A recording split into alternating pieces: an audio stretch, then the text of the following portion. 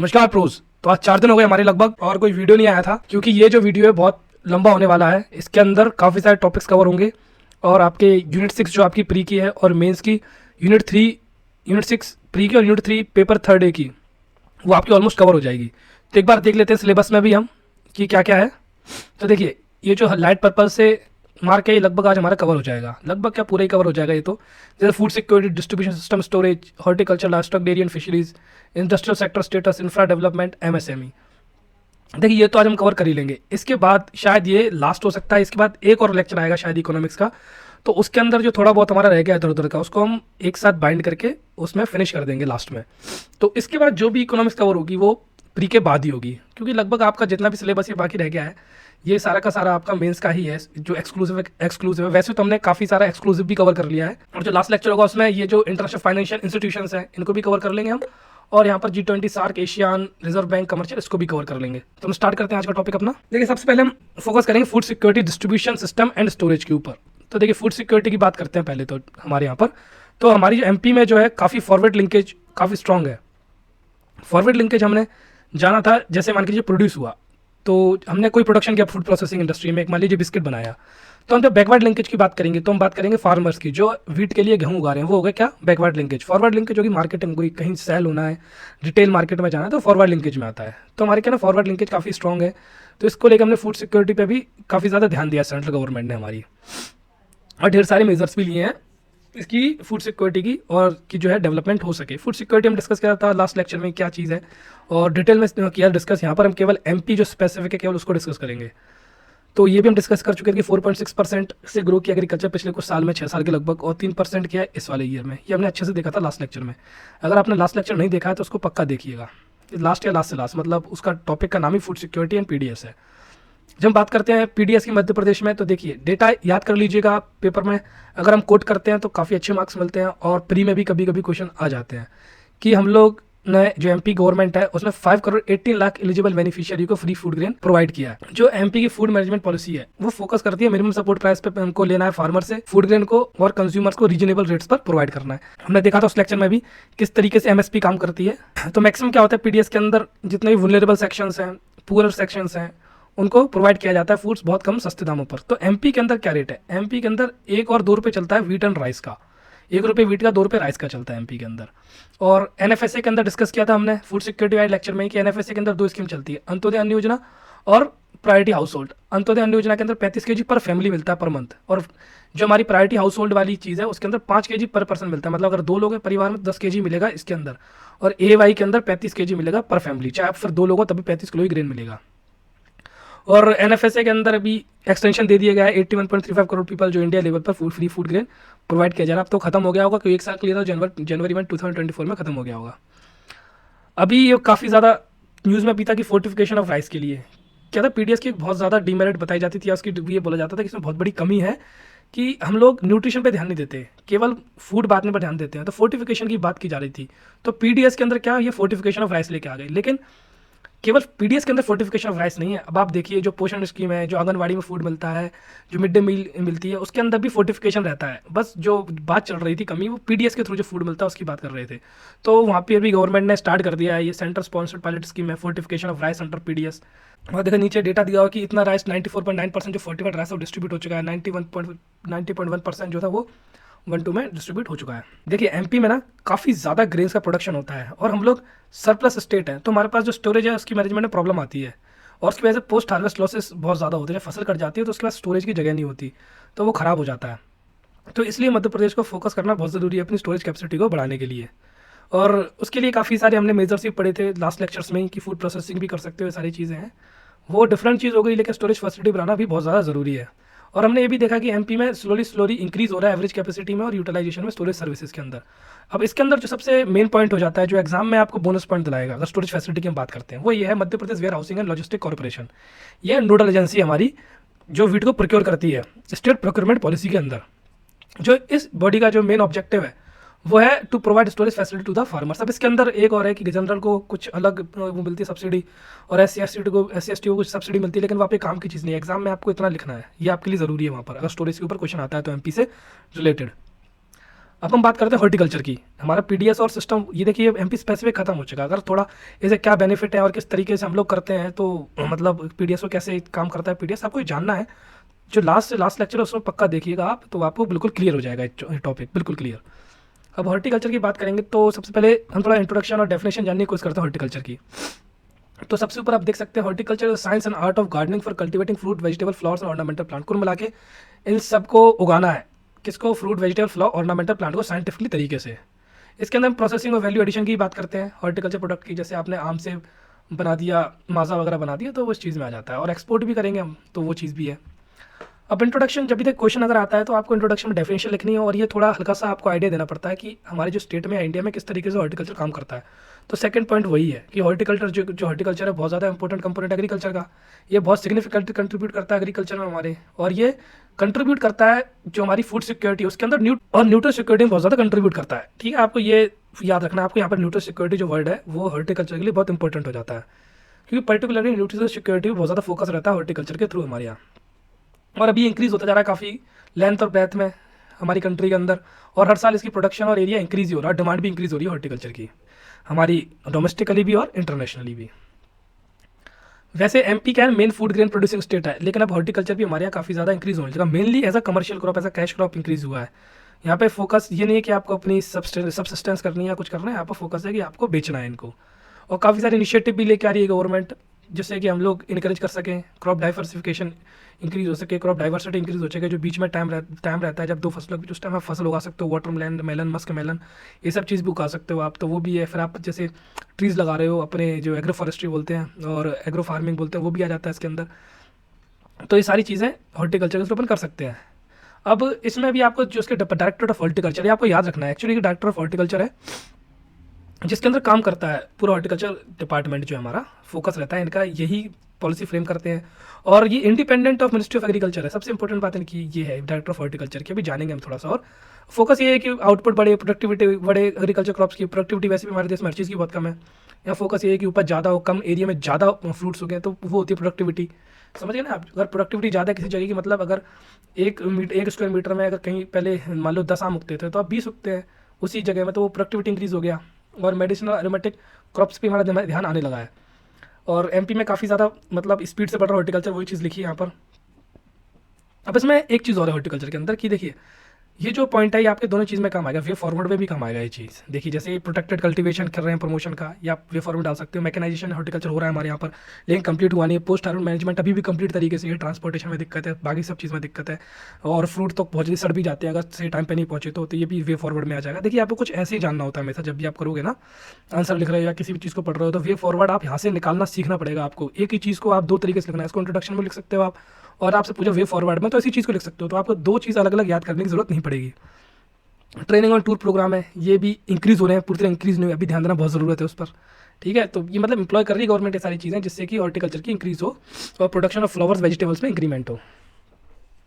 थोड़ा जान लेते हैं हम लोग कि हमारे एमपी के अंदर क्या क्या मेजर हॉर्टिकल्चर क्रॉप्स हैं।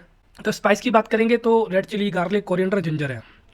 अब इसमें आप याद भी कर सकते हो जो आपके ODOP है किस डिस्ट्रिक्ट में क्या है। कोरिएंडर हमने गुना पड़ी था, रेड चिली शायद हमारा बालाघाट में था शायद, हाँ, और पोटैटो इंदौर में था। ये चीज़ें आप ऐसे, ओनियन खंडवा में था, और हमने याद किया ना वो साजा कांदा, तो साजापुर खंडवा में हो गया था। तो ऐसे आपको याद करना है सारे। बनाना बुरहानपुर में हो गया, मैंगो रीवा में हो गया, वो सुंदर जाम, ऑरेंज आपका छिंदवाड़ा की तरफ हो गया, तो वो चीज़ है। तो ऐसे आपको कुछ चीज़ें याद करना ज़रूरी है। देखिए यहाँ पर आधा डेटा होगा, आधा ODOP से आपको याद करना होगा किस डिस्ट्रिक्ट किसके लिए फेमस है, क्योंकि अगर आप लिखोगे पेपर में थोड़ा एक्स्ट्रा मार्क ही मिलता है। अब इसमें फ्लावर की बात करें तो जो मैरीगोल्ड का प्रोडक्शन है वो काफ़ी ज़्यादा है, और रोज से तो हमेशा ही ज़्यादा रहा है। एरिया वाइज भी मैरीगोल्ड का प्रोडक्शन ही ज़्यादा है, तो आप इसको याद रखोगे कि अपने एमपी के अंदर मैरीगोल्ड का प्रोडक्शन बहुत ज़्यादा है। और मेडिसिनल प्लांट की बात करेंगे तो ईसबगोल जो है उसका लार्जेस्ट एरिया भी है और प्रोडक्शन भी है। उसका 10 और वाइट मुसली आते हैं, लेकिन अगर आप पेपर में आपसे अगर पूछा जाता प्री के अंदर हमारी मेजर मेडिसिनल प्लांट कौन सा है, तो बोलोगे ईसबगोल, शायद ये पेट के लिए होता है। अब थोड़ा हम देख लेते हैं नंबर 1, नंबर 2, नंबर 3 क्या है। तो देखिए डेटा 2017-18 का फाइनल एस्टिमेट है। इसके बाद का डेटा कहीं ऑथेंटिक तो मिल नहीं रहा है, एक वेबसाइट थी लेकिन उस पर गवर्नमेंट के डेटा नहीं बोल सकते हम लोग कि वो ऑथेंटिक डेटा है, गवर्नमेंट की पब्लिकेशन है। जो लास्ट डेटा है वो यही है। तो ऑरेंज में हम नंबर 1 है, गोवा में हम नंबर 2 है फ्रूट क्रॉप्स में। वेजिटेबल की बात करें तो अनियन में सेकंड है, ग्रीन पीस में भी सेकंड है, टोमेटो में फर्स्ट है, ग्रीन चिली में सेकंड है। मेजर स्पाइसेस की बात करें तो कोरिएंडर में थर्ड है, गार्लिक में फर्स्ट है, रेड चिली में हम थर्ड है, ठीक है। तो ये ऐसे आप याद कर लेना। फूड पार्क्स, देखिए कुछ पॉइंट यहाँ पर ऐड किए हैं फूड सिक्योरिटी से रिलेटेड यहाँ पर। तो फूड पार्क देख लेते हैं हमारे एमपी के अंदर कौन कौन से हैं और इंपॉर्टेंट हो जाते हैं, क्वेश्चन आ सकता है प्री में डायरेक्ट, आपको मेंस में लिखने के भी काम आएगा। जब भी आप फूड सिक्योरिटी की बात करोगे, फूड प्रोसेसिंग की बात करोगे, तो वहाँ लिख सकते हो। वैसे ये गलत जगह आ गया, इसको जाना चाहिए हमारे फूड सिक्योरिटी के अंदर या फिर फूड प्रोसेसिंग, मेनली तो जाना चाहिए फूड प्रोसेसिंग इंडस्ट्री के अंदर इसको। तो हमारे स्टेट के अंदर 7 फूड पार्क्स हैं, 2 मेगा फूड पार्क हैं। 2 मेगा फूड पार्क की बात करें तो हमारे पास ये एक तो Avanti mega food park Dewas के अंदर और Indus mega food park Khargone के अंदर। बाकी ये हमारे पास कितने 7 फूड पार्क और हैं, इसको हम आगे देखेंगे। अभी अभी आप मैप में देख लीजिए, एक तो बरौदी शिवपुरी में, मालनपुर भिंड में है, जग्गा खेड़ी मंदसौर में, और निमरानी खरगोन के अंदर है, पावर खेड़ा होशंगाबाद, बबई होशंगाबाद और बोरेगांव छिंदवाड़ा के अंदर। यहाँ लिखे हुए हैं आपके सामने। जो इंदस है हमारा खरगोन में, अवंती देवास में, फूड प्रोसेसिंग पार्क जगह खेड़ी मंदसौर, निमरानी खरगोन, बरौड़ी ग्वालियर खरगोन। जो हमारा नमकीन क्लस्टर है बबई पिपरिया में, होशंगाबाद में, मालनपुर भिंड मनेरी मंडला और बोरगांव छिंदवाड़ा। तो ये हमारे पास क्या हो गए, फूड प्रोसेसिंग इंफ्रा हो गया हमारे पास। क्लस्टर इतना ज़रूरी नहीं है, ठीक है, इसको आप देख लीजिएगा स्लाइड में जो आपको ये मिल जाएगी स्लाइड। वैसे देखिए इसमें से एक ही चीज़ देख सकते हैं, जैसे बनाना है तो बुरहानपुर खरगोन बड़वानी खंडवा, देखिए डेटा बहुत ज़्यादा हो जाता है, बस प्रोवाइड कर दिया गया, इसका मतलब नहीं हर चीज़ पढ़नी है। जो हमने अभी देखा था ना वहाँ पर, जो हमारे मैंगो गुआवा और इंपॉर्टेंट जो क्रॉप्स थी बाकी, उन पे ही फोकस करना है आपको। जो वहाँ 9 मेंशन है कि किस जगह से किस जगह से नहीं, क्योंकि अगर पेपर में लिखना भी आपका ऐसा एग्जांपल तब भी आप उसी को लिखोगे, और प्री में आता है तो 90% चांस है उसी के अंदर से आएगा। नूरजहाँ मैंगो, सुंदरजहाँ मैंगो, सुंदरजहाँ रीवा के अंदर है और नूरजहाँ आता है अलीराजपुर के अंदर। तो राजा का राज था, उसकी राजा की जो बेगम थी वो नूरजहाँ थी, तो वैसे याद कर लेना, आप अलीराजपुर से बिलोंग करता है नूरजहाँ मैंगो। अब इंपॉर्टेंस क्या है हमारे पास हॉर्टिकल्चर की, देखिए सबसे पहले वहाँ भी डिस्कस किया था हमने, इसका जो ये न्यूट्रिएंट कंपोजिशन की वजह से सबसे ज़्यादा फेमस है कि हॉर्टिकल्चर में क्या होता है, न्यूट्रिशन बेस्ड है ये। और न्यूट्रिशन जरूरत बहुत ज़्यादा है आजकल हमारे यहाँ पर, क्योंकि मल्टी डायमेंशनल कुल मिला के हमारे अंदर कमी होती है, तो उसको कम करने के लिए न्यूट्रिशन बहुत ज़्यादा ज़रूरी है, डिफरेंट विटामिन मिनरल्स का अलग अलग जो होते हैं हमारे पास। और फिर इसके अंदर एक चीज़ का सबसे बड़ा फायदा ये है कि जो वेजिटेबल्स होती है शॉर्ट ड्यूरेशन होती हैं, बीच में कभी भी उगा सकते हो आप, 2 फसल के बीच में उगा लो तो कोई प्रॉब्लम नहीं आनी। और जब डाइवर्सिटी हम बढ़ाते हैं तो ये भी हमने देखा है कि पेस्ट और डिजीज़ इंसिडेंट्स भी कम हो जाते हैं। फिर उसके बाद सबसे बड़ा बेनिफिट है कि जो लेबर है वो बैठती नहीं है, उसका हम यूज़ कर सकते हैं पूरी ईयर इफेक्टिवली और एफिशिएंटली। अगर आपने किसी को अपना रखा हुआ है खेती करवाने के लिए तो उसको आप इफेक्टिवली यूज़ कर सकते हो, नहीं तो साल भर में से 6 महीने मान लो काम के 6 महीने बैठ ही रहेगा फिर वो। और फिर देखिए ये और बहुत इंपॉर्टेंट बेनिफिट है, आपने देखा होगा आपके अगर हाट लगती है तो आपने देखा होगा कि वहाँ जो किसान होते हैं अपना फल और फ्रूट लेके आते हैं नॉर्मली, जो इस मौसम में भी आप देखना जाना, जो किसान होंगे काफ़ी सारे फ्रूट्स लेके आते हैं अपने, तो वो उगाते हैं इस टाइम, तो उनको पैसा ही मिल जाता है, मार्केट फ्लक्चुएशन भी कम हो जाती है, रेट भी बराबर बनी रहती है सारी चीज़ों की। और फिर फ्लावर के उगाने से तो बेनिफिट है हमारे पास, दिखने में भी अच्छे होते हैं, ठीक है, और भगवान को भी चढ़ाते हैं, तो स्पिरिचुअल वैल्यू भी है फ्लावर्स की। तो इन्वायरमेंट को इंप्रूव करते हैं, ये तो सभी को पता है कि भाई ट्री कार्बन सिक्वेस्टर करते हैं, अपने अंदर कार्बन को जमा करते हैं और ऑक्सीजन को प्रोवाइड करते हैं एटमॉस्फेयर के अंदर। जो फ्रूट प्लांट होते हैं वो रॉ मटेरियल प्रोवाइड करते हैं, बहुत अच्छा पॉइंट है ये, रॉ मटेरियल प्रोवाइड करते हैं प्रिजर्वेशन इंडस्ट्री के लिए। आपके जो फूड्स हैं इसके अंदर कोकोनट ऑयल डालना, प्रिजर्व करना है किसी को तो उसके अंदर कोकोनट ऑयल डलता है, तो उस चीज़ में भी यूज़ होता है। और सॉइल इरोजन को भी चेक करने के लिए इसका यूज़ होता है। जो फ्लावरिंग क्रॉप है इनमें इमेंस पोटेंशियल है कि आपकी इकोनॉमी फार्मर लैंडर्स पीपल को इंक्रीज बढ़िया कर सकते हैं, डिस्कस किया है, क्योंकि कभी कभी पूरा परिवार इसमें रहता है। आप कहीं मंदिर के पास जाना, लोग बैठ रहते हैं अपने फूल बेचते हैं वहाँ पर माला बना के, तो वो पूरा का पूरा परिवार लगा रहता है उसमें और अच्छे से कमाई भी करता है। फिर हमारे एक्सपोर्ट भी काफ़ी ज़्यादा जाते हैं, हमारे जो अल्फांसो आम है वो बाहर जाते हैं यूके वगैरह, तो उसमें भी बहुत ज़्यादा बेनिफिट मिलता है हमको। अब चैलेंजेस की बात करें हॉर्टिकल्चर में, तो जो सबसे देखिए लगभग सभी की है, पेस्ट प्रॉब्लम बहुत ज़्यादा है। जब पेस्ट खत्म कर देंगे तो क्रॉप प्रोडक्टिविटी कम हो जाएगी, पैसा कम मिलेगा, यील्ड भी कम हो जाएगी, क्वालिटी बेकार हो जाएगी। तो पेस्ट तो बहुत ज़्यादा खतरनाक है फसलों के लिए, फार्मर्स की बुरी कंडीशन हो जाती है, बेचारों के पास कुछ बचता नहीं है जब पेस्ट अटैक हो जाता है, उनको लॉस हो जाता है। और जो सेकंड रूट कॉज बोलते हैं कि हमारे पास हाई क्वालिटी सीडलिंग नहीं है और रूट स्टॉक नहीं है। अब हाई क्वालिटी सीडलिंग नहीं होने के कारण प्रोडक्टिविटी कम हो जाती है, उनमें जो पेस्ट वगैरह भी ज़्यादा जाते हैं। और अभी lack of high quality seedling है क्यों, ये है हमारे पास क्योंकि जो इसका इनपुट कॉस्ट बहुत ज़्यादा है, पैसे बहुत ज़्यादा लगते हैं अगर हम हाई क्वालिटी सीडलिंग चाहिए, तो ये एक बहुत बड़ी प्रॉब्लम है। केवल इसमें नहीं, आप अगर राइस की बात करो तो वहाँ भी बहुत बड़ी प्रॉब्लम आ जाती है। क्लाइमेट चेंज हो रहा है, टफ चैलेंज है, पानी जिस टाइम आपके फ्रूट या कब आपको हार्वेस्ट करना है उस टाइम ज़्यादा पानी पड़ जाए या कुछ हो जाए तो वो भी ख़राब हो जाता है। स्मॉल साइज है फार्म होल्डिंग की, ये तो बहुत बड़ा ही प्रॉब्लम है। देखिए मैक्सिमम जो आपके पॉइंट्स होंगे आपस में मिलते जुलते होंगे, और भी जितनी हमारे जैसे एग्रीकल्चर की बात करें नॉर्मल की भी, वीट वगैरह की, तो वो सारी चीज़ें यहाँ भी मिलेंगी आपको। जैसे स्मॉल साइज है फार्म होल्डिंग, छोटा साइज़ होगा, अच्छे से आप उगा नहीं पाओगे, फर्टिलाइजर पेस्टिसाइड डाल नहीं पाओगे, तो वो इशू होता है। अगर आप स्मॉल फार्म होल्डिंग है तो सेल करने में प्रॉब्लम आती है, कॉन्ट्रैक्ट देने में प्रॉब्लम आती है, वो सारी चीज़ें। अब ट्रेडिशनल मेथड ऑफ कल्टीवेशन, इसमें आप टेक्नोलॉजी का यूज़ नहीं कर रहे हो, अभी पुराने तरीके से कल्टीवेशन कर रहे हो, और जो आपके साइंटिफिक तरीके हैं उनका भी यूज़ नहीं करना, टेक्नोलॉजी का यूज़ है ना साइंस का यूज़ है, तो वही बहुत बड़ा एक इशू बन जाता है। मार्केटिंग कंस्ट्रेंट है, लोग इतने पढ़े लिखे हैं नहीं है, मिडिल मैन उनको बेवकूफ़ बना देते हैं, कई जगह माल जाता है तो वो रिजेक्ट कर देते हैं कुछ ना कुछ कमी बता के, क्योंकि उनको तो पता है नहीं ना हमें कैसा माल भेजना है। और जैसे अगर मान के चलिए किसी एमएनसी चेन को फ्रूट चाहिए उसके किसी प्रोडक्ट बनाने के लिए या फिर कोई शेक बनाने के लिए, तो उसका एक स्टैंडर्ड साइज़ होता है, अगर वो नहीं हुआ रिजेक्ट हो जाएगा, ये पता होना चाहिए किसको, आपके फार्मर को। फिर ग्रेडिंग सॉर्टिंग पैकेजिंग में प्रॉब्लम आती है, तो वो सारी चीज़ें हैं कि वो कहाँ से मिलेगा पैकेज करने के लिए, कौन ग्रेड करेगा, कौन सॉर्ट करेगा, किस हिसाब से ग्रेड करना है। बहुत सारा फंक्शनरीज है, लार्ज नंबर फंक्शन, जितने ज़्यादा लोग बीच में होंगे उतनी ज़्यादा प्रॉब्लम होगी। मिडिल मैन से आप मान लो उसका लगभग कनेक्शन है। नेक्स्ट है higher input cost, long gestation period, transport difficulty. Long gestation period इसमें कैसे आएगा, एक आम के पेड़ को 4 से 5 साल लगते उगने में, तो उस टाइम क्या करेगा फार्मर, अगर केवल इन्हीं पे अगर उनको रिलाई करना है तो एक प्रॉब्लम हो जाती है। ट्रांसपोर्ट डिफिकल्टी है, ख़राब हो जाएंगे अगर टाइमली नहीं पहुंचा, और कई जगह तो मिलते ही नहीं, ट्रांसपोर्ट मिलता है तो बहुत महंगा मिलता है, ये फार्मर के लिए प्रॉब्लम हो जाती है। लैक ऑफ इंफ्रा फैसिलिटीज़, अब इंफ्रा फैसिलिटीज़ क्या क्या हो सकती है, जैसे कोल्ड स्टोरेज हो गया, प्रोसेसिंग इंडस्ट्री हो गई, ये नहीं है वहाँ पर, कोल्ड स्टोरेज नहीं होगा। अगर फ्रूट मान लो अभी नहीं बिका, ज़्यादा सस्ता हो गया, अगर किसी को स्टोर करना है तो वो प्रॉब्लम हो जाएगी, कोल्ड स्टोरेज नहीं मिलेगा तो ख़राब हो जाएगा सारा माल। प्रोसेसिंग इंडस्ट्री होगी तो वो यूज़ भी हो सकता है किसी दूसरे प्रोडक्ट को बनाने के लिए।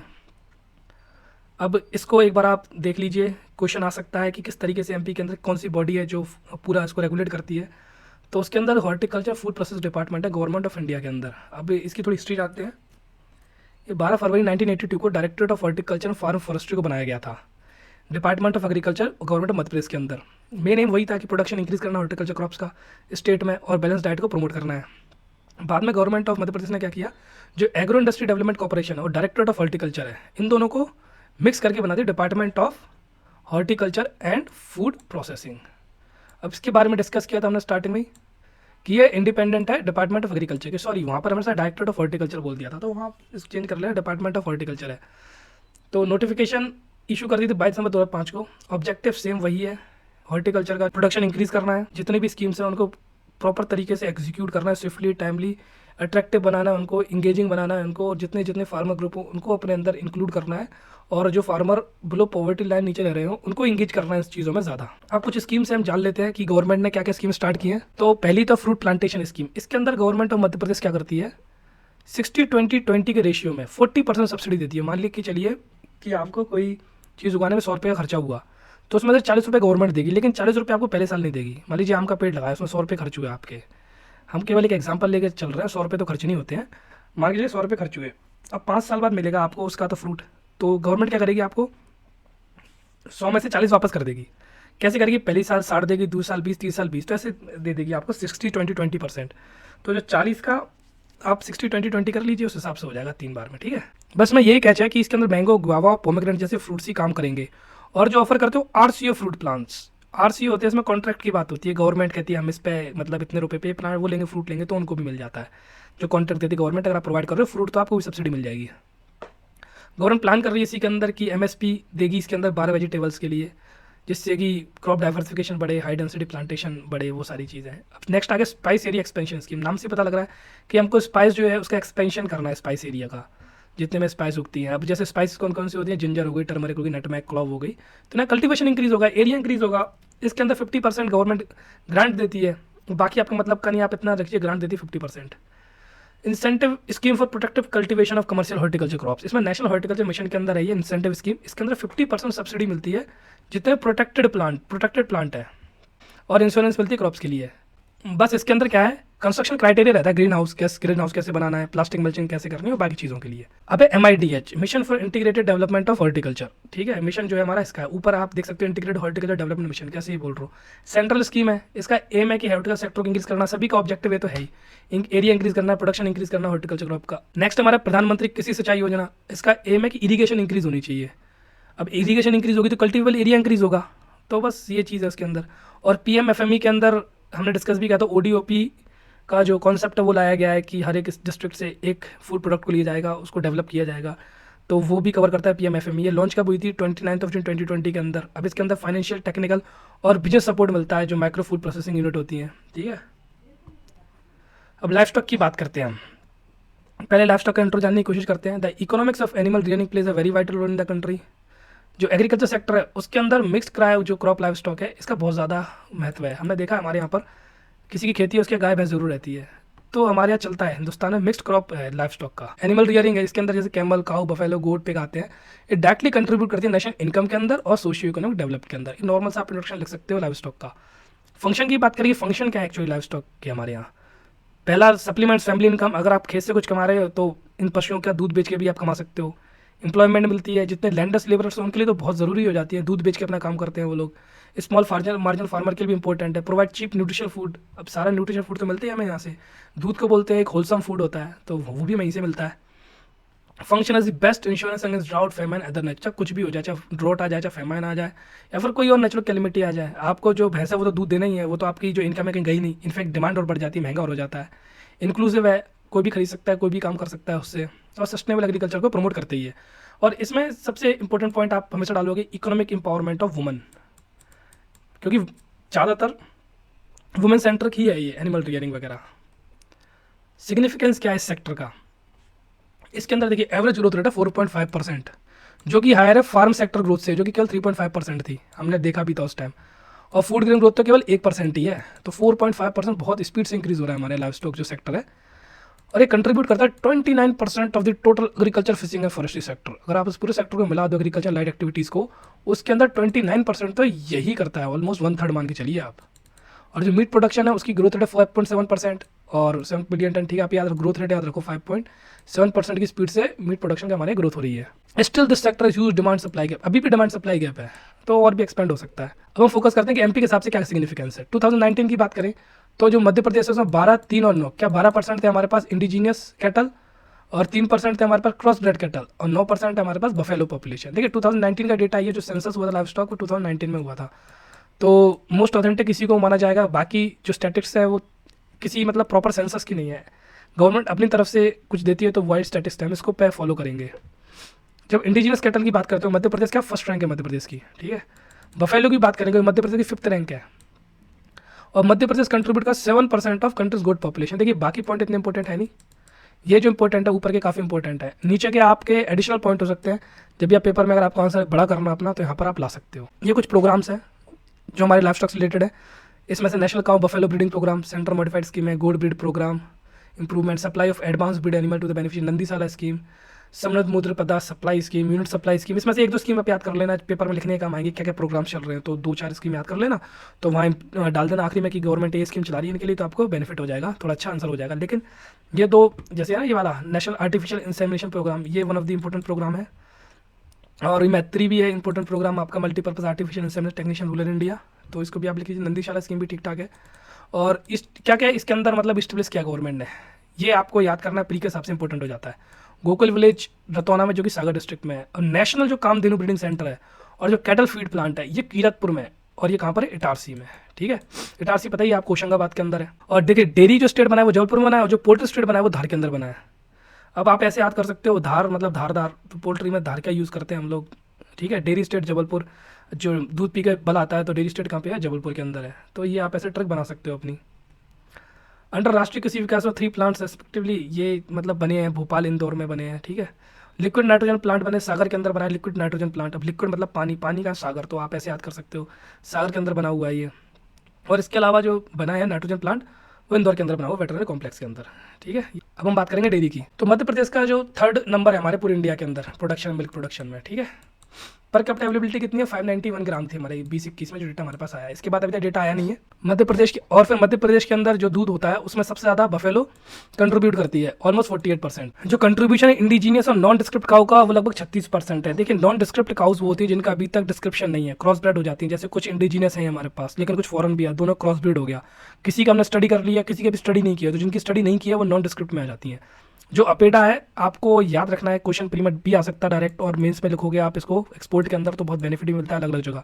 Agriculture processed food product export development authority, APEDA, ये रेगुलेटर हमारे इंपोर्ट एक्सपोर्ट की डेयरी प्रोडक्ट्स की इंडिया के अंदर। एडवांटेज इंडिया के पास क्या डेयरी सेक्टर के अंदर? सबसे पहले हम लोग फास्टर ग्रोइंग इकोनॉमी है वर्ल्ड के अंदर। ये क्वेश्चन आ सकता है, कुछ मैंने पॉइंट ऐसे डाले हैं तो डिफरेंट, अगर क्वेश्चन अलग से बनाने की कोशिश करेंगे हमारे एग्जामिनर तो हम उसको कवर कर लेते हैं यहाँ पर। तो सबसे पहला इंपॉर्टेंट पॉइंट हो जाता है fast and growing economy in the world. Second largest producer of several agri commodities, बहुत सारी कमोडिटी हम लोग प्रोड्यूस करते हैं। सेकंड लार्जेस्ट कंज्यूमर मार्केट हमारा चाइना के पास। Significant investment world class port के अंदर, लॉजिस्टिक सप्लाई चेन, क्योंकि जब इस चीज़ हमारे पास होगी, लॉजिस्टिक हमारा अच्छा होगा, पोर्ट की हमारी एक्सेस अच्छी होगी, सप्लाई चेन हमारी बेटर होगी, इंफ्रा हमारे पास बेटर होगा, तो सब कुछ हम लोग ईजिली ट्रांसपोर्ट कर सकते हैं, लिंकेज बना सकते हैं, फॉरवर्ड लिंकेज हमारी बेटर होगी। इन्वेस्टर फ्रेंडली इंसेंटिव देती है हमारी गवर्नमेंट। हमारे high skilled man power pool है, लिखने के लिए मैं अच्छा लगता है लेकिन इतना हाई स्किल हमारे पास है भी नहीं मैन पावर। और प्रोएक्टिव गवर्नमेंट पॉलिसी तो है ही हमारे पास, पता नहीं कितनी प्रोएक्टिव है लेकिन है प्रोएक्टिव गवर्नमेंट पॉलिसीज। पेपर पे तो प्रोएक्टिव है ही, बाकी इंप्लीमेंटेशन में चाहे कुछ भी रहता हो। इंपॉर्टेंस क्या है डेयरी फार्मिंग की? मिल्क क्या है? होलसम फूड है, इसके अंदर बहुत ज़्यादा न्यूट्रिशन रहता है तो बेटर रहता है। बस डेयरी जो प्रोडक्ट है डेली इनकम का सोर्स ही प्रोवाइड करते हैं, हम डिस्कस कर चुके हैं इस चीज़ को। सस्टेनेंस प्रोवाइड करते हैं स्मॉल फार्मर। देखिए वही चीज़ पॉइंट रिपीट होते हैं, बस डिफरेंट तरीके से लिखे हुए हैं। आप एक जगह याद करो, आपको आना चाहिए। अगर आपने कोई चीज़ एक जगह करी है, जैसे आप लाइफ स्टॉक में हमने यूज़ किया, तो उसको आप डेयरी फार्मिंग में कैसे यूज़ कर सकते हो, हल्का सा पर्टिकुलर बना के उसको यूज़ कीजिए। फिर वहाँ पर जो ड्रॉट अफेक्टेड एरियाज़ होते हैं वहाँ पर काफ़ी काम आता है हमारे पास मिल्क का, ठीक है। और जैसे जैसे डिमांड बढ़ती है डेयरी प्रोडक्ट की, तो इसका क्या ना इकोनॉमी में बहुत ज़्यादा बेनिफिट होगा, एक्सपोर्ट इंक्रीज होंगे, एंटरप्रेन्योरशिप बढ़ेगी, इंप्लॉयमेंट जनरेशन होगी। अब डेयरी सेक्टर ग्रोथ ड्राइवर्स क्या क्या है? हम लोगों की लाइफस्टाइल चेंज हो रही है, ठीक है। लोग वीगन भी बन रहे हैं, वीगन तो नहीं कह सकते, मतलब वेजिटेरियन बन रहे हैं। वीगन तो फिर दूध भी नहीं पियेंगे, वेजिटेरियन बन रहे हैं, तो उस वजह से लाइफस्टाइल पैटर्न भी चेंज हो रहे हैं। जैसे चीज़ की, पनीर की काफ़ी ज़्यादा डिमांड इंक्रीज़ हो रही है, लोगों को पैसा भी आ रहा है, डिस्पोजेबल इनकम भी इंक्रीज़ हो रही है। लोग हेल्थ कॉन्शियस हो गए हैं, दूध को ज़्यादा तवज्जो देते हैं, न्यूट्रिशन होता है तो स्टार्टिंग से फोकस करना शुरू करते हैं, बच्चे से लेकर बुढ़ापे तक दूध पर, उससे बनी चीज़ों पर। पॉपुलेशन बहुत ज़्यादा इंक्रीज़ हो रही है, जितनी पॉपुलेशन उतनी ज़्यादा डिमांड बढ़ेगी। एजुकेशन, लोग एजुकेटेड हो रहे हैं, या ये इनडायरेक्टली रिलेटेड है, डायरेक्टली रिलेटेड है कैसे आपका हेल्थ कॉन्शियसनेस से और चेंजिंग लाइफस्टाइल पैटर्न से। ग्रोइंग न्यूट्रिशनल अवेयरनेस, ये भी से लिंक है। और improve purchasing power consumer for high value milk product, ज़्यादा खरीद सकते हैं महंगे जो हाई वैल्यू मिल्क प्रोडक्ट हैं, तो वो इंक्रीज़ हो रहा है। अब ये क्वेश्चन आ सकता है आपके पास कि हमारे इंडिया के अंदर किस तरीके से डेयरी सेक्टर का एवोल्यूशन हुआ। तो ये छोटा से मैं आपको पूरा कंप्लीटली एक्सप्लेन्ड है कि 1960s के अंदर हमारे केवल मिल्क प्रोडक्शन कितना था, 17 से लेकर 22 मिलियन टन था। मिल्क स्कार्स था और इंपोर्ट करते थे हम लोग। वैसे हमने अभी लास्ट ईयर इंपोर्ट किया था, कोविड की वजह से काफ़ी ज़्यादा कमी आ गई थी, तो हमने इंपोर्ट किया था, बहुत टाइम बाद हुआ था वो जो हुआ था।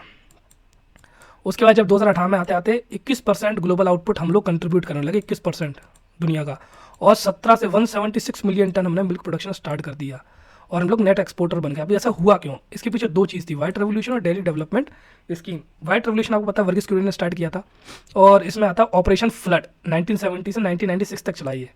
ये वर्ल्ड का largest food and development programme था। ऑब्जेक्टिव क्या थे ऑपरेशन फ्लड के? मिल्क प्रोडक्शन बढ़ाना है, टू ऑगमेंट रूरल इनकम बढ़ानी है, to make available milk to consumer in cities through national milk grid, मतलब मदर डेयरी वगैरह होती है ना, उसके थ्रू।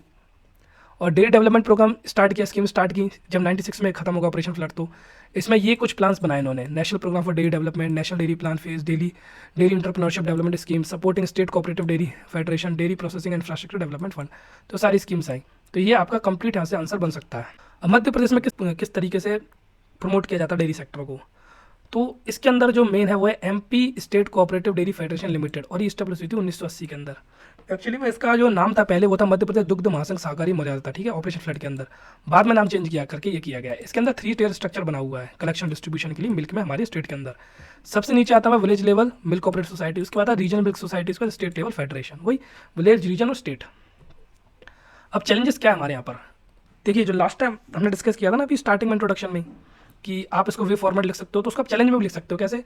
प्रॉपर पैकेजिंग नहीं है, लेबलिंग सिस्टम नहीं है मिल्क और मिल्क प्रोडक्ट का, मार्केट की इंटेलिजेंस नहीं है लोगों को किस तरीके से काम करना है, डिस्ट्रीब्यूशन नेटवर्क ऑर्गेनाइज नहीं है, कंज्यूमर परसेप्शन, ब्रांड बिल्डिंग एक मेजर चैलेंज है, आपको बनाना पड़ेगा ना। जैसे अब हमारे यहाँ अमूल का नाम है, तो अमूल तो कोई भी प्रोडक्ट अपना बेच सकता है, लेकिन कोई अगर नया बंदा जाना चाहता है, नया एंटरप्रेन्योर मार्केट में जाना चाहता है, उसको ब्रांड बिल्ड करना पड़ेगा।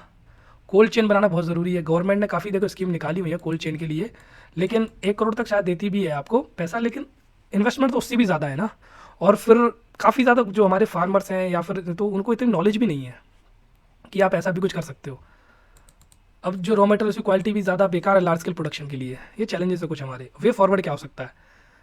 प्रोडक्शन कॉस्ट रिडक्शन, आपको जो प्रोडक्शन कर रहे हो उसकी कॉस्ट रिड्यूस करनी पड़ेगी। वो कैसे करोगे? आप प्रोडक्शन जो प्रोडक्टिविटी एनिमल की बढ़ा सकते हो। कोई अगर 1 लीटर दूध दे रहा है तो 5 लीटर दे दे, वैसे तो हो नहीं सकता, उसके इंजेक्शन देने पड़ेंगे, तो ह्यूमन पे प्रॉब्लम आएगी। लेकिन सबको आजकल इसी चीज़ की पड़ी है कि प्रोडक्टिविटी बढ़ाओ, एनिमल हेल्थ को बढ़ाओ, उसकी केयर करो, ब्रीडिंग फैसिलिटी लेके आओ, जितना ज़्यादा ब्रीड करोगे उतना दूध मिलेगा, ठीक है। और डेयरी एनिमल की मैनेजमेंट करो, ये चीज़ आ गई इसके अंदर। The government and dairy industry will need to play vital role in direction, ठीक है। स्ट्रेटजी एंड इंफ्रास्ट्रक्चर डेवलपमेंट, तो इंफ्रा डेवलप करना है, वही कोल्ड स्टोरेज वगैरह वो सारी चीज़ें इसके अंदर जो हमने अभी चैलेंज में पढ़ी उसको यहाँ पे लेके आना है हमको, कि माइक्रो प्रोसेसिंग इंडस्ट्री डालनी है हमको, मार्केटिंग इंफ्रा होना चाहिए, कोल्ड स्टोरेज होनी चाहिए, ये सारी चीज़ें जाएंगी इसके अंदर।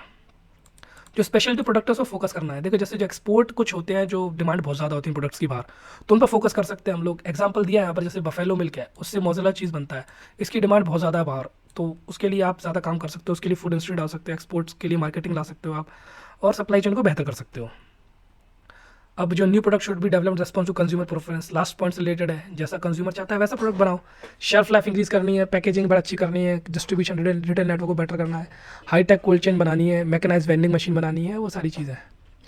अब कुछ स्कीम्स हैं वो भी देख लेते हैं हम, जो गवर्नमेंट ऑफ इंडिया की रही है, जिसमें इंटेंसिव डेयरी डेवलपमेंट प्रोग्राम है, कहते हैं इसके अंदर सबसे ज़्यादा पैसा दिया जाता है गवर्नमेंट के थ्रू।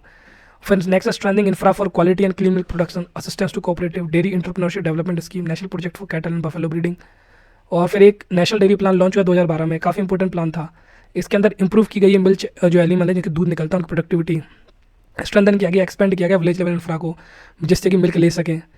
और प्रोवाइड, जैसे कि यहाँ पे टैंकर चलते हैं, आप देखना गाँव में आजकल टैंकर चलते हैं, तो वो लेते हैं वहाँ से दूध लोगों से, तो वो उसके अंदर आ जाएगा विलेज लेवल इंफ्रा के अंदर। Providing producer greater access to market and dairy sector. अभी 19-20 में गवर्नमेंट ने राष्ट्रीय कामधेनु आयोग बनाया था, जिसके थ्रू सस्टेनेबल जेनेटिक अपग्रेडेशन कर सकें क्रॉस ब्रीडिंग के थ्रू, इन सब चीज़ के लिए, और प्रोडक्टिविटी और प्रोडक्शन बढ़ा सकें, वो सब चीज़ है इसके अंदर। अब आते हैं फिशरीज़ पर। जब फिशरीज़ की बात करते हैं तो मध्य प्रदेश में इमेंस पोटेंशियल है फिशरीज प्रोडक्शन के लिए। ग्रोथ रेट फिशरीज़ की सबसे ज़्यादा स्टेट में अगर हम बात करें एग्रीकल्चर, फॉरेस्ट्री, एनिमल हस्बेंड्री के मुकाबले, और वो कितनी है, पिछले कुछ 5-7 साल में 15.39% रही है, इस साल से 19 पॉइंट समथिंग है। तो वो देख लेंगे डेटा हम बाद में, कुछ 15.39 पे ही रखना है आपको, एवरेज इंक्रीज हुई है।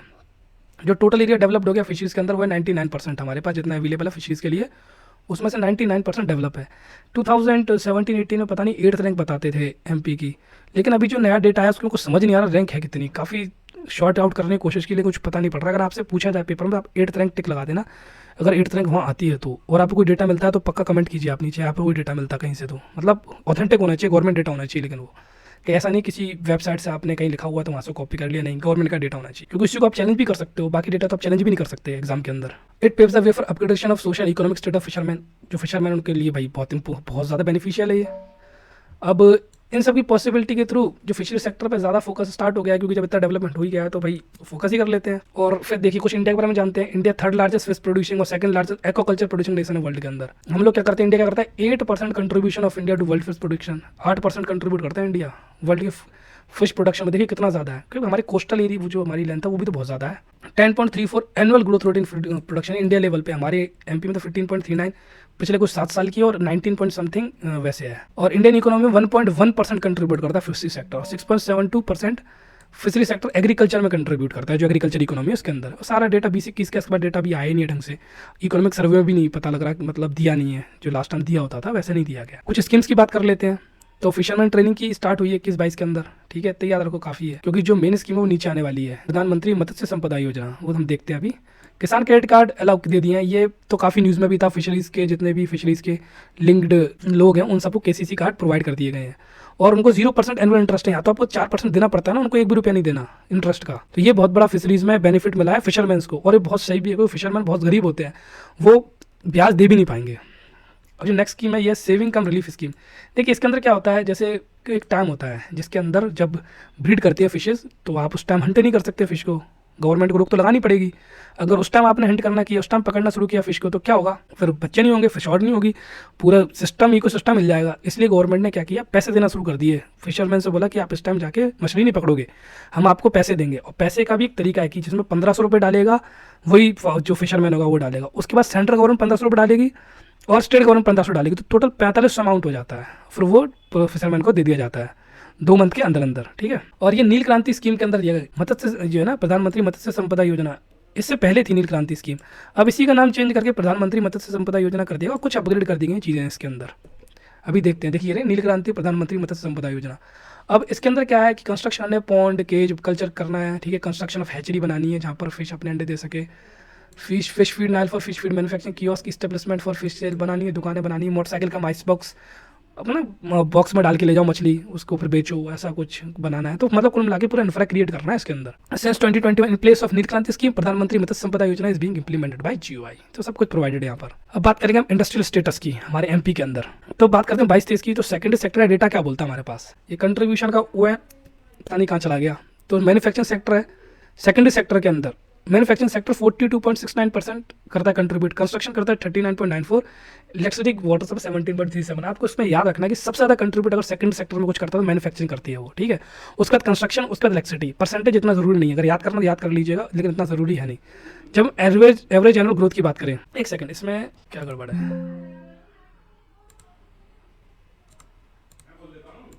कंट्रीब्यूशन आ गया, एवरेज एनुअल ग्रोथ आ गई। तो ये चीज़ है, एवरेज एनुअल ग्रोथ अगर देखें तो सबसे ज़्यादा किसमें, जस्ट अपोजिट चल रहा है। इलेक्ट्रिसिटी में सबसे ज़्यादा ग्रोथ है, कंस्ट्रक्शन में सेकंड, मैन्युफैक्चरिंग में सबसे कम ग्रोथ है। और फैक्ट्रीज़ की बात करें तो फैक्ट्रीज़ का जो हमारे यहाँ इंक्रीज हो, काफ़ी टाइम से इंक्रीज ही हो रहा है, और 16.34% ग्रोथ हमने रजिस्टर की हुई है, ठीक है।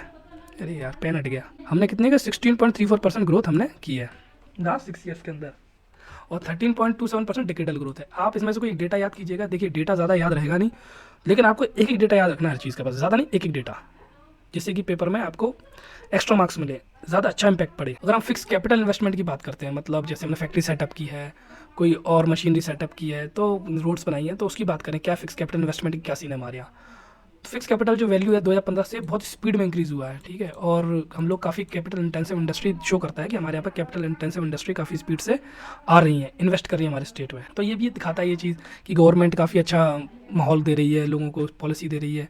तो वो सारी चीज़ें आप यहाँ पर लिख सकते हो। ग्रॉस आउटपुट और नेट वैल्यू एडेड फैक्ट्रीज़ की बात करें, कितना आउटपुट इंक्रीज़ हुआ है, कितनी वैल्यू ऐड हो रही है, तो ऑब्वियस सी बात है धीरे धीरे टेक्नोलॉजी आ रही है तो इंक्रीज़ ही होगा, कम तो होगा नहीं प्रोडक्टिविटी, ठीक है। नेट वैल्यू एडेड भी कम नहीं होगी, इंक्रीज़ ही होगी। तो क्या है, the rapid increase of net value added positively indicate faster industrialisation of the economy. अब it signifies that industries are able to capture a growing share of the economic value in the global manufacturing process. Industry capturing higher value addition are usually considered for rapid future growth, higher profitability. मतलब ये अगर factory increase हो रही है तो पता है भी हमारी जो फ्यूचर ग्रोथ है वो स्पीड में होगी, और जो हमारी प्रॉफिटेबिलिटी है वो भी इंक्रीज ही होगी। अब बात करेंगे इंडस्ट्रियल प्रमोशन अट्रैक्टिंग इन्वेस्टमेंट की, क्या क्या स्कीम्स है हमारे पास। तो scheme for promotion of ethanol and biofuel production 2021, इसके अंदर एक स्कीम तो लाई गई है। इसके अंदर क्या आपको 20% ब्लेंडिंग करनी है इथेनॉल की पेट्रोल से 2025 तक। इस स्कीम के अंदर काफ़ी सारे हम लोग आउटकम की बात कर सकते हैं। जब हम ब्लेंडिंग की बात कर रहे हैं, मतलब एनवायरमेंट बचाने की बात कर रहे हैं, एनवायरमेंट कंसर्न के ऊपर बात कर रहे हैं, वाटर कंजर्व कर रहे हैं, इंपोर्ट डिपेंडेंसी इंक्रीज कम करेंगे अपनी, और बूस्ट देना हमको एग्रीकल्चर सेक्टर को। क्योंकि मिलाना जो इथेनॉल हम मिलाएंगे वो मिथेनॉल बनाएंगे किससे, जो हमारे पास एग्रीकल्चर में गन्ना हो गया, मोलेसिस के थ्रू ही बनता है। तो वो सारी चीज़ें इसमें आपको लिखनी है। तो scheme for promotion of ethanol biofuel production हमारे इसके अंदर आ जाएगा। इंडस्ट्री प्रमोशन पॉलिसी 2021 ये लाया गया था तो इंडिया के अंदर इन्वेस्टमेंट क्लाइमेट उसको बेहतर बनाया जा सके, वो बना रहे अच्छा, वैसे ही लाया गया था उसको। पॉलिसी के अंदर रिलैक्सेशन दी गई है, इंसेंटिव दिए गए हैं, मेगा लेवल इंडस्ट्रियल यूनिट के लिए कुछ ना कुछ प्रोवाइड किया ही गया है। फूड प्रोसेसिंग पर फोकस किया गया है, apparel manufacturing, biotechnology, herbal manufacturing, IT sector पर फोकस किया है। ये इंपॉर्टेंट पॉइंट हो जाता है इसके अंदर, क्रिएटिंग बिजनेस फ्रेंडली इन्वायरमेंट। अब कैसे कर रहे हैं लेकिन बिजनेस फ्रेंडली इन्वायरमेंट, आप अपना कॉमन सेंस यूज़ कर सकते हो। जैसे अगर आपको वहाँ पर बेटर बिजनेस फ्रेंडली इन्वायरमेंट बनाना है, सबसे पहले सिंगल विंडो सिस्टम लेके आओ कि इजीली सारे के सारे अप्रूवल आपको मिल जाए, ज़्यादा दिमाग खपाने की जरूरत ना पड़े। बेटर लेबर लॉस लेके आओ, इन्वायरमेंटल रजिस्ट्रेशन सही से होना चाहिए, ज़्यादा उसमें गड़बड़ नहीं होनी चाहिए, इंस्पेक्शन जो रिफॉर्म्स लेके आने, तो ये आप वहाँ पर केवल कॉमन सेंस यूज़ करके भी लिख सकते हो। और assessment of state for business reform action plan 2020 के अंदर हमको अचीवर्स की ग्रेड मिल गई थी, क्वेश्चन भी आया था बीपीएससी में तो इस लास्ट ईयर ही। काफ़ी सारे ऑनलाइन सिस्टम भी बना दिए गए हैं, जैसे सिंगल विंडो सिस्टम का जो मेन आधारभूत रहता है, जो बेस रहता है, वो ऑनलाइन सिस्टम ही रहता है। फिर जो नेक्स्ट पॉइंट है काफ़ी इंपॉर्टेंट है, state industrial land bank portal. अबे है क्या चीज़, ये जीआईएस पोर्टल है, जीआईएस बेस्ड सिस्टम पोर्टल है, जिसके थ्रू हमें पता लगता है कि पूरे जो हमारा मध्य प्रदेश है गवर्नमेंट की, इसमें कौन सी लैंड है, और सारी डिटेल्स पता लगती है हमको, जो इंफ्रा है गवर्नमेंट का, हर चीज़ पता लगती है हमको इस state industrial land bank portal से, लैंड के बारे में। उसके बाद हमारा इन्वेस्ट, ठीक है, इंटीग्रेटेड न्यू वेंचर इस्टेब्लिशमेंट है। ये किस लिए बनाया गया है, ये बनाया गया implementation, completion, monitoring of proposal of industrial project. जितने भी इंडस्ट्रियल प्रोजेक्ट हैं उनका इम्प्लीमेंटेशन करना है, उनको कंप्लीट करना है, उनका मॉनिटर करना है, तो उस सब के लिए इन्वेस्ट को बनाया गया है। इसके अंदर क्या है, अप्रूवल मिलता है, और दूसरा डिस्ट्रीब्यूशन होता है जितनी फैसिलिटीज़ हैं उस एंटिटी को। जैसे कोई इंडस्ट्रियल प्रोजेक्ट बन रहा है तो वो एक एंटिटी है, तो उसका अप्रूवल भी चाहिए और कोई फैसिलिटी भी चाहिए, तो उसके थ्रू ही उसको सब कुछ मिलता है। और Madhya Pradesh single window system ये हम देख ही चुके थे कि एक कोई वन स्टॉप पोर्टल होगा, वहाँ जाके इन्वेस्टर अपनी सारी इन्फॉर्मेशन भी ले सकता है, सारे अप्रूवल भी ले सकता है और अप्लाई भी कर सकता है किसी भी फैसिलिटी के लिए। अब इंफ्रा सपोर्ट क्या दिया जा रहा है इंडस्ट्रीज़ को, देखिए इंफ्रास्ट्रक्चर का ही पार्ट है ये। और जो बाकी इंफ्रा है हमारा, जैसे कि हमारे पावर प्लांट हो गए, कितनी रिन्यूएबल एनर्जी के प्लांट्स हैं, ये हम लोग एक अलग से वीडियो लेंगे जिसके अंदर हमें एमपी का जो इंफ्रा है उसको अच्छे से डिस्कस करेंगे, तो उसमें कवर करेंगे। ठीक है, तो जो अभी ग्रोथ में चल रहा है, जो एग्जिस्टिंग है, जिसको अपग्रेड किया जा रहा है, उसके बारे में डिस्कस करेंगे अभी हम यहाँ। तो रीजनल बैलेंस के लिए गवर्नमेंट ऑफ मध्य प्रदेश क्या डेवलप करी, भोपाल, ग्वालियर, इंदौर, जबलपुर, रीवा ग्रोथ सेंटर की। देखिए बिग जे मतलब भोपाल, इंदौर, ग्वालियर, जबलपुर, ये तो आपको मैक्सिमम जगह मिलेंगे। 99% जगह अगर कुछ भी हो रहा होगा तो 4 जगह आती हैं बिग जे कर। फिर कभी रीवा आ जाता है, मैक्सिमम रीवा ही आता है, फिर सागर जाता है किसी किसी जगह, लेकिन यहाँ पर है बिग जे और आर, बिग जूनियर कर लीजिए यहाँ पर। द स्टेट हैज़ नोटिफाइड 230, ये इतना इंपॉर्टेंट नहीं है, 6 फूड पार्क, 8 इंडिक। आप देखिए क्या ना, डेटा को फिल्टर करना आना चाहिए। डेटा प्रोवाइड कर दिया गया है वो अलग चीज़ है, कुछ ये इसलिए प्रोवाइड किया है जिससे अगर आपको गलती से एक हाथ डेटा याद रह जाए तो एग्जाम में लिख दोगे। जैसे एक स्टोन पार्क का आपको याद रह सकता है, 3 ड्राई पार्क याद रह सकता है, हो सकता है, लेकिन आपको लिखना क्या है पेपर में। अगर आता है कि क्या इंफ्रा के बारे में एमपी ने किया है तो उसमें आप ये लिख सकते हो फूड पार्क बनाए हैं, ड्राई पार्क बनाया, स्टोन पार्क बनाया, कोई जरूरत नहीं है आपके नंबर्स लिखो, ये कोई इंपॉर्टेंट नहीं है। इंडस्ट्रियल एरिया को नोटिफाई किया है, ये लिखना है आपको, इतना इंपॉर्टेंट नहीं है कि आप नंबर्स लिखो इनके। ठीक है, तो एक ग्रीनफील्ड एसईजी बनाई है स्पेशल इकोनॉमिक जोन पीतमपुर धार में। 4 आईटी एसईजी है जिसमें एक क्रिस्टल आईटी पार्क है इंदौर के अंदर। ठीक है, ये तो इंपॉर्टेंट है गवर्नमेंट का। बाकी 3 जो प्राइवेट है इंपॉर्टेंट नहीं, इन्फोसिस, टीसीएस, इम्पेटस का। अपैरल पार्क इंदौर में है, डीआईपीपी वेबसाइट पे दिया गया है। 1 मल्टीपल पर्पस एसईजी छिंदवाड़ा में बनाई गई है, स्पेशल इकोनॉमिक जोन जो मल्टीपर्पस है छिंदवाड़ा के अंदर, बड़ा है ना इसलिए वहाँ मल्टीपर्पस हो सकता है। इंदौर में जेम्स एंड ज्वेलरी पार्क आने वाला है जो कि स्टेट जो डायमंड सेक्टर है उसको इंक्रीज़ करेगा। अब क्या ना, स्टेट के अंदर 6 major dry inland container depot है। अब इसके थ्रू काफ़ी ज़्यादा वेयर हाउसिंग की कैपेसिटी इंक्रीज होती जा रही है हमारे यहाँ पर। बस आपको ये याद रखना है, नंबर की ज़रूरत नहीं है, कि बस ड्राई इनलैंड कंटेनर पोर्ट्स हमारे स्टेट के अंदर है जिसके थ्रू काफ़ी ज़्यादा वेयर हाउसिंग की कैपेसिटी हमारे इंक्रीज हो चुकी है। और स्टेट के पास सरप्लस पावर है, ये आपको याद रखना है कि स्टेट का सरप्लस पावर है। हम लोग अपनी पावर बाहर बेचते हैं, जैसे दिल्ली मेट्रो तक को देते हैं अपनी पावर। ठीक है, ये डेटा इतना इंपॉर्टेंट होता नहीं है। ठीक है ना, ये प्री में पूछा जाएगा आपसे ज़्यादा, और ना ही मेंस में आपको लिखना है। अगर याद है तो बेटर है, नहीं है याद तो आपको लिखना बस कि जो हमारे पास सरप्लस पावर है इतना लिख देना है आपको वहाँ। और एमपी के पास नर्मदा वाटर रिजर्व के थ्रू 900 MCM वाटर है। ठीक है, infrastructure product for support for industries. अब इसमें आप देखिए जो न्यू इंडस्ट्रियल पार्क है वो भोपाल, इंदौर, अटल प्रोग्रेस वे पे बनाने की बात चल रही है। ठीक है, अब जितने भी इंडस्ट्रियल पार्क एमपी में डेवलप हो रहे हैं वो एक्चुअल में जितने भी हाईवेज उनके आसपास हो रहे हैं, जैसे अटल प्रोग्रेस वे हो गई, ठीक है, और भोपाल इंदौर हाईवे हो गया, फिर जो दिल्ली मुंबई वाला हाईवे उसके अंदर भी होगा, वो देखेंगे हम लोग। तो याद रखना आप, जितने भी हाईवेज है उसके आसपास काफ़ी ज़्यादा इंडस्ट्रियल पार्क या फिर डेवलपमेंट होने वाली है हमारे एमपी के अंदर। हम इस्टेब्लिशमेंट की बात करते हैं, मेडिकल डिवाइस पार्क बनने वाला है उज्जैन के अंदर, इसको ट्रीट कर देते हैं पहले। मेडिकल डिवाइस पार्क बनने वाला है उज्जैन के अंदर। देखिए 7 जो एग्जिस्टिंग इंडस्ट्रियल एरिया उसको हम अपग्रेड कर चुके हैं और 9 अभी अपग्रेड हो रहे हैं। अब इसमें इंपॉर्टेंट ये है कि आप लिख सकते हो कि डाइट पेपर में कुछ अपग्रेड हो चुके हैं, कुछ को अपग्रेड कर रहे हैं। अब इसमें प्री का आ जाता है, जैसे ये पूछा जाए कि बामोर कहाँ है इंडस्ट्रियल अगर एरिया, तो बोलोगे मुरैना के अंदर है। ठीक है, प्रतापपुरा कहाँ है, नेवाड़ी, खैरतनगांव, बोरगांव कहाँ है, छिंदवाड़ा, याद रहेगा बोरेगांव छिंदवाड़ा में, ये बोर्ग से हम छेद करते हैं। ठीक है, प्रतापपुरा है नेवाड़ी में है, लमतारा की बात करें कटनी में है, फूड पार्क बबई होशंगाबाद में, तो कुछ ऐसे होंगे आपको याद ही रहेंगे। जग्गा खेड़ी मंदसौर के अंदर, नीमरानी खरगोन, इलेक्ट्रॉनिक कॉम्प्लेक्स इंदौर में है, रेडीमेड गारमेंट कॉम्प्लेक्स इंदौर में है, मक्सी शाजापुर में है, और सिद्धगांव सागर, नौगांव सागर, मनेरी मंडला। ये आपको मतलब याद रखना है कि इसमें से इंडस्ट्रियल पार्क किस डिस्ट्रिक्ट के अंदर है। ये प्री में पूछा जा सकता है, मेंस के अंदर तो इतना इंपॉर्टेंट है भी नहीं है, और डायरेक्ट तो आएगा नहीं। आप एग्जाम्पल में दोगे तो बात रहेगी इंडस्ट्रियल एरियाज हमारे पास ये हैं, और फिर भी आप ये सारे तो दोगे नहीं जो इंपॉर्टेंट है। जैसे मान लीजिए बोला कुछ इंडस्ट्रियल एरिया अपग्रेड हो चुके हैं तो उसमें आप बामौर दे दोगे, लमतारा दे दोगे, कुछ अपग्रेड हो रहे हैं तो उसमें आप जगह खड़ी निमरानी दे दोगे। तो ऐसे आप मेंस में यूज़ कर सकते हो, लेकिन प्री के हिसाब से इंपॉर्टेंट हो जाते हैं। फिर उसके बाद देखिए इंडस्ट्रियल कॉरिडोर कहाँ डेवलप हो रहा है, चंबल प्रोग्रेस वे और नर्मदा एक्सप्रेस वे पे अभी हम डिस्कस किया था ना, जितने भी हाईवेज होंगे लगभग वहाँ पर डेवलप होगा इंडस्ट्रियल कॉरिडोर। फिर आता है हमारा Delhi Mumbai industrial corridor DMIC, तो इसके आसपास भी होगा। अब इसमें पीतमपुर, धार, मऊ, रतलाम, ये इतना इंपॉर्टेंट नहीं है किस किस जगह है, आपको ये इंपॉर्टेंट बन जाता है कि दिल्ली मुंबई इंडस्ट्रियल कॉरिडोर के आसपास हमारा इंडस्ट्रियल एरिया डेवलप होगा, इन्वेस्टमेंट जोन क्रिएट होंगे। और टू इनकरेज इंडस्ट्रियल ग्रोथ और जॉब के लिए जो स्टेट है 4 इन्वेस्टमेंट कॉरिडोर बना रही है। अब इन्वेस्टमेंट कॉरिडोर कौन कौन से, भोपाल इंदौर, भोपाल बीना, जबलपुर कटनी, सिंगरौली, मुरैना, ग्वालियर, शिवपुरी, गुना। डेटा है जितना याद हो सके उतना बेटर, नहीं है तो छोड़ देना, कोई इतना मस्ट नहीं है। बस याद रखना कि इन्वेस्टमेंट कॉरिडोर हमारे यहाँ बन रहे हैं। ठीक है, और ये याद रख लेना जितने भी इन्वेस्टमेंट कॉरिडोर और इंडस्ट्रियल कॉरिडोर है वो हाईवेज के आसपास बन रहे हैं। ठीक है, अब हमारे पास 4 मेजर ऑपरेशनल एयरपोर्ट हैं जो भोपाल, इंदौर, ग्वालियर, जबलपुर में, बिग जे। इसमें से राजा भोज एयरपोर्ट भोपाल, देवी अल्लाबाई इंदौर सबसे बिजिएस्ट है। एयर कार्गो टर्मिनल हमारे पास भोपाल एयरपोर्ट पे है जो उसने ऑपरेशन स्टार्ट कर दिया अपने जनवरी 2023 से। फिर ये कुछ रेलवे स्टेशन का नाम है भोपाल, इंदौर, जबलपुर, ग्वालियर, इटारसी, तो सभी को पता ही है, ये मतलब मेज़ के हिसाब से लिखा हुआ है। अब MSME की बात करते हैं, ये काफ़ी इंपॉर्टेंट टॉपिक है, क्वेश्चन अगर बनेगा तो इस पे से 99% MSME से बन सकता है, क्योंकि इसके अंदर आपकी ट्रेडिशनल इंडस्ट्रीज़ भी आती है जो हम कल डिस्कस करेंगे। MSME की बात करें तो ये SMSE एक्ट 2006 से डिफाइन किया गया है। अब डिफाइन कैसे करते हैं, अगर आपसे क्वेश्चन पूछ लिया गया कि how do we define MSME, तो जो MSME डिफाइन होती है वो होती है इन्वेस्टमेंट जो हम कर रहे हैं प्लांट और मशीनरी में, उसके हिसाब से कितना पैसा लगा रहे हैं हम लोग, और टर्नओवर के हिसाब से। ठीक है, पहले केवल इन्वेस्टमेंट के हिसाब से करते थे, फिर गवर्नमेंट थोड़ा अमेंडमेंट लेके आई और टर्नओवर भी उसमें इंक्लूड कर दिया। तो जब माइक्रो की बात करेंगे तो इन्वेस्टमेंट 1 करोड़ से कम होगा, टर्नओवर 5 करोड़ से कम होगा, स्मॉल में 10 करोड़ 50 करोड़, मीडियम में 50 करोड़ 250 करोड़, और जो MSME है उनको क्लासीफाई किया था मैन्युफैक्चरिंग और सर्विस इंटरप्राइज के अंदर। इंट्रोडक्शन की बात करें, कैसे आप इंट्रोड्यूस करोगे MSME पे कोई बड़ा क्वेश्चन आता है जैसे व्हाट आर MSME, फिर गवर्नमेंट की क्या स्कीम्स हैं, ये क्वेश्चन आपका जब 10 मार्क में आता है तो इंट्रो लिखना पड़ेगा, इसमें से 1-2 पॉइंट आप इंट्रो के लिए उठा सकते हो।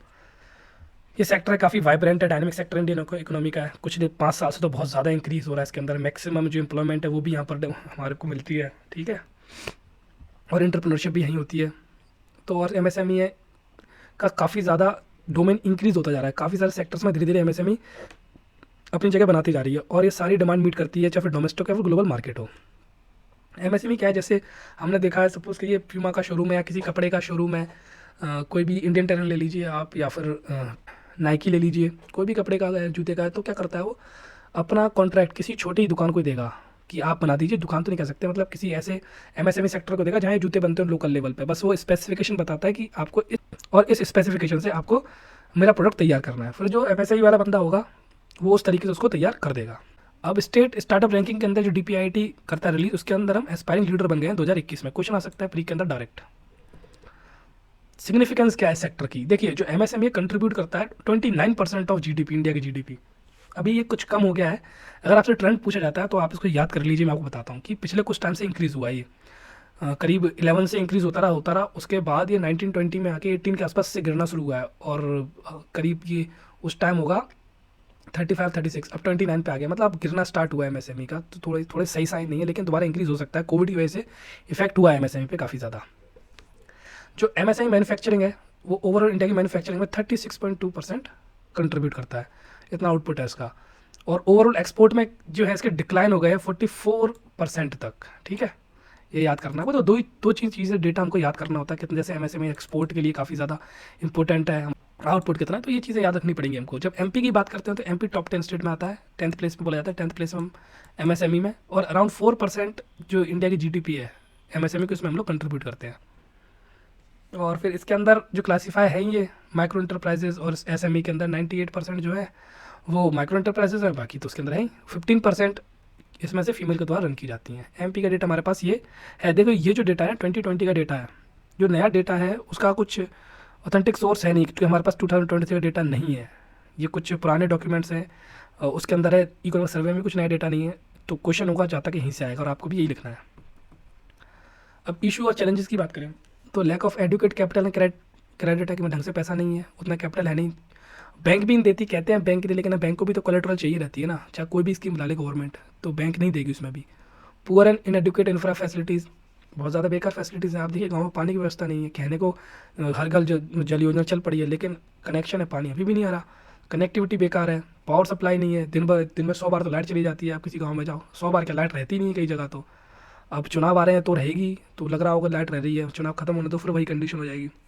तो इस चक्कर से क्या तो प्रोडक्शन कॉस्ट ज़्यादा बढ़ जाती है, जब प्रोडक्शन कॉस्ट बढ़ जाएगी तो जितना कॉम्पिटिशन है वो ज़्यादा हो जाएगा इनके लिए, क्योंकि इनकी कॉस्ट इंक्रीज़ होगी तो एक्सपोर्ट होने में दिक्कत होगी, बस वो चीज़ है।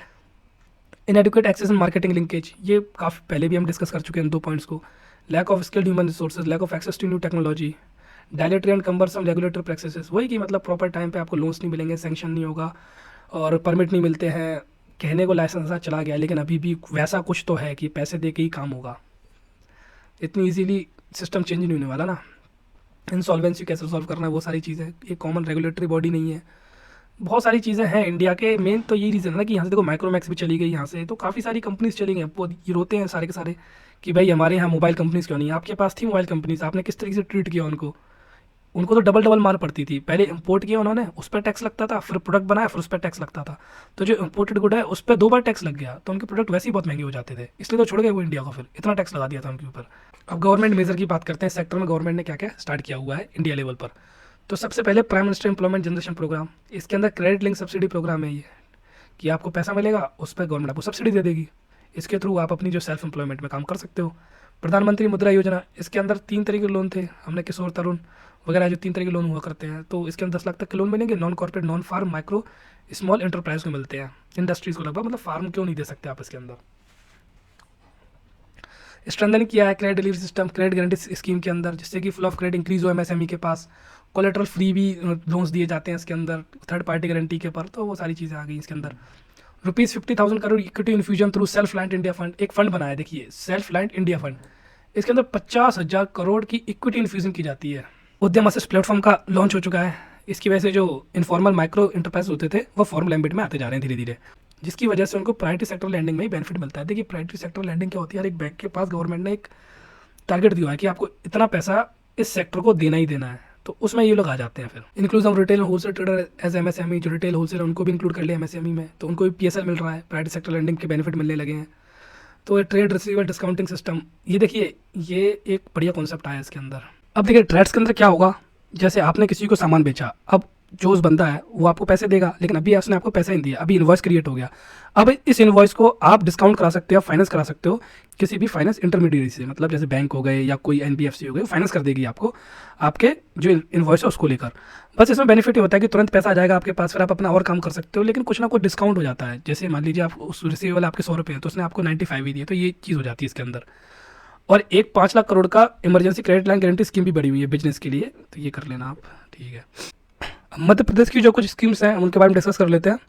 तो जो पहली स्कीम और जो काफ़ी इंपॉर्टेंट स्कीम है वो है मध्य प्रदेश मुख्यमंत्री उद्यम क्रांति योजना, 2022 में लॉन्च हुई थी। इसके अंदर कोलेट्रल फ्री क्रेडिट दिया जाता है सेल्फ एम्प्लॉयमेंट के लिए, मतलब बिना किसी गारंटी के आपको कुछ प्रोवाइड नहीं करना है, कोई गारंटी नहीं देनी बैंक के अंदर, और आपको लोन मिल जाएगा। और इंटरेस्ट सबवेंशन मिलता है इसके अंदर, जिससे कि आपकी इंटरेस्ट कॉस्ट है जो कम हो जाए, जैसे 4% आप दोगे, 3% आपको सबवेंशन मिल जाएगा, 7% में से 4% पे करोगे केवल। तो एम क्या होगा अल्टीमेटली, यही तो एम होगा कि जितनी एमएसएमई यूनिटी उनको बढ़ाया जाए, सेल्फ एम्प्लॉयमेंट जिससे इंक्रीज होगी और अपॉर्चुनिटी बढ़ेगी स्टेट के अंदर।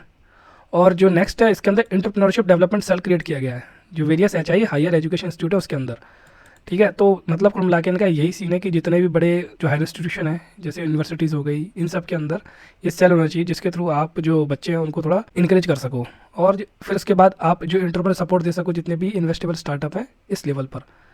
फिर आ गई एमएसएमई डेवलपमेंट पॉलिसी 2021, इसके अंदर वही इंप्लॉयमेंट क्रिएट करनी है, inclusive growth, create an active policy and regulatory environment, opportunities देनी है सेल्फ एम्प्लॉयमेंट के लिए, ओवरऑल इंडस्ट्रियल डेवलपमेंट बढ़ाना है स्टेट के अंदर। वन डिस्ट्रिक्ट वन प्रोडक्ट, हम पूरा का पूरा एक वीडियो बना हुआ है, डिस्कस किया हुआ है इसमें, तो वहाँ पर आप ये देख सकते हो।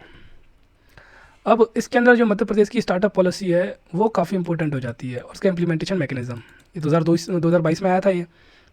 अब इसके अंदर क्या है, कोशिश की जा रही है कि गवर्नमेंट एमपी को एक प्रेफर्ड डेस्टिनेशन बनाए, सब प्रेफर करें एमपी को कि यहाँ पर स्टार्टअप स्टार्ट किए जाए, यहाँ पर इंक्यूबेटर लेके आए जा रहे हैं जहाँ पर इंक्यूबेशन किया जाएगा, इनका स्टार्ट किया जाएगा। स्टार्टअप है तो उसको टेक्निकल फाइनेंशियल सारी हेल्प दी जाएंगी, इकोसिस्टम क्रिएट किया जाएगा इनका, तो वो गवर्नमेंट की यहाँ पर पूरी कोशिश है इस पॉलिसी के थ्रू। अब इसके अंदर कल्चर क्रिएट करना स्टार्टअप का, ठीक है, एकेडमिक इंटरवेंशन के थ्रू स्कूल कॉलेज लेवल पर एक इनेबलिंग इकोसिस्टम लेके आना है, डिफरेंट जो अलग अलग स्टार्टअप है सबको पास इकट्ठे करना है, उनमें इन्वेस्टर लेके आना है, उनको इंक्यूबेट करना है, वो सारी चीज़ हो गई। अब इसकी स्कीम के अंदर जो बाकी कुछ प्रोग्राम चलाए गए हैं स्ट्रेंथन करने के लिए, वो कौन कौन से, पहले एक्सेस टू मार्केट, मार्केट की एक्सेस बढ़ाई गई है। जैसे क्या होता है पहले कुछ इसके होते थे, मतलब बीच में रिस्ट्रिक्शन की टर्नओवर इतना चाहिए, इतना एक्सपीरियंस होना चाहिए, ये सब चीज़ें थी, तो इन सबको रिलैक्स कर दिया, थोड़ा ईजी बना दिया गया, तो प्रायर टर्नओवर भी बढ़ा दिया गया होगा, कम कर दिया होगा टर्नओवर, जो है एक्सपीरियंस की डिमांड है वो कम कर दी गई होगी, तो ये सारी चीज़ें इसके अंदर आ जाती हैं। फिर फंडिंग सपोर्ट दिया जाता है, वो Madhya Pradesh venture finance limited, Madhya Pradesh venture finance trustee limited, इन दोनों को मर्ज करके बना दिया गया मध्य प्रदेश लघु उद्योग निगम। और इस जो है ना निगम, इसके अंदर 100 करोड़ रुपए का वेंचर कैपिटल फंड डाला है। अब इसके अलावा क्या करता है state, startup investor connect programme चलाता है, जिसके अंदर बहुत सारी वेबिनार्स कराएगा, सेमिनार्स कराएगा, तो आपस में जो इन्वेस्टर वो स्टार्टअप से कनेक्ट हो सकेंगे, तो वो सारी चीज़ें हैं इसमें। Madhya Pradesh startup policy implementation plan 2022 में स्टेट इनोवेशन चैलेंज है, जिसमें इंसेंटिव मिलता है 1 करोड़ का, काफ़ी अच्छी स्कीम है ये। Separate startup centre Bhopal and assistance for financial project management marketing legal issues. अब जो बाकी थोड़ा बहुत हमारा रह जाता है कि इकोनॉमिक्स का, तो वो धीरे धीरे आएगा बीच में। हम लोग जो फोकस करेंगे, अब जो फोकस रहेगा ज्योग्राफी के ऊपर रहेगा, हिस्ट्री के ऊपर रहेगा, 1-2 लेक्चर रहते हैं हमारी इकोनॉमी के मैक्सिमम। अब जो नेक्स्ट लेक्चर होगा ज्योग्राफी और हिस्ट्री के साथ ही चलेंगे हम लोग। फिर मिलते हैं नेक्स्ट लेक्चर में, तब तक के लिए साइनिंग ऑफ।